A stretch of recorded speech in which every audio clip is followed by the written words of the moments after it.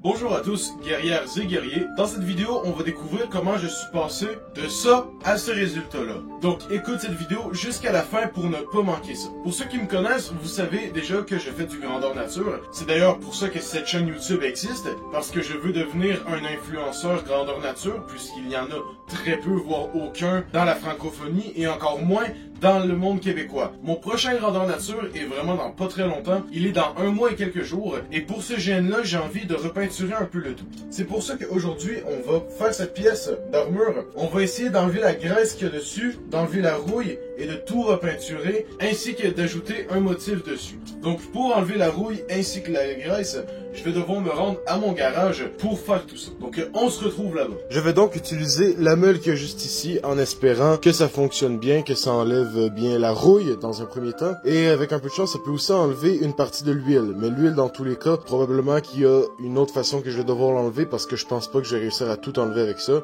Mais on va voir si ça peut déjà en enlever une partie.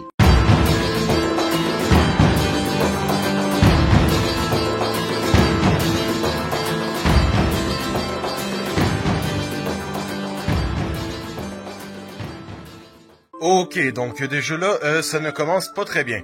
Je pensais que ce serait une bonne solution, le grinder, mais malheureusement, visiblement, ça fonctionne pas du tout. En fait, dans les faits, ça enlève la rouille, parce que c'est un grinder, forcément. Problème, par contre, lié à ça, le problème, c'est que la forme de l'outil, la forme que le grinder est fait, je peux pas du tout me rendre dans tous les coins, tous les détails, donc forcément, je peux pas faire tout. Et surtout, je peux pas en faire beaucoup, tu vois, je pourrais faire la partie extérieure, mais tout ce qui est l'autre côté, l'intérieur, c'est pas possible, du moins c'est pas une bonne idée, tu vois. Il y a des fortes chances que j'abîme beaucoup l'objet. Et au prix que ça coûte, j'ai pas envie.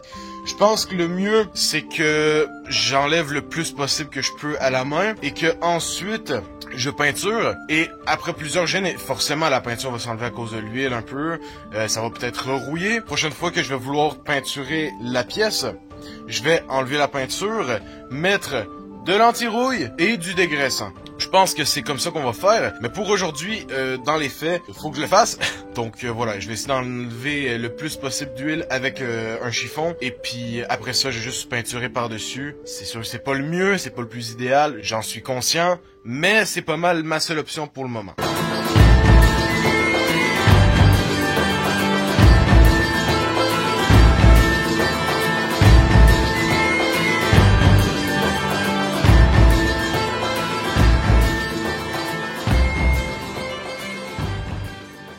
Donc ça y est, c'est fait, j'ai dégraissé du mieux que je pouvais, encore une fois, et puis j'ai quand même pas mal enlevé la rouille qu'il y avait là, il en reste encore un peu, mais je suis content juste en frottant de n'avoir enlevé autant. Donc maintenant, on va passer à l'étape d'aller le peinturer, donc on se retrouve là-bas.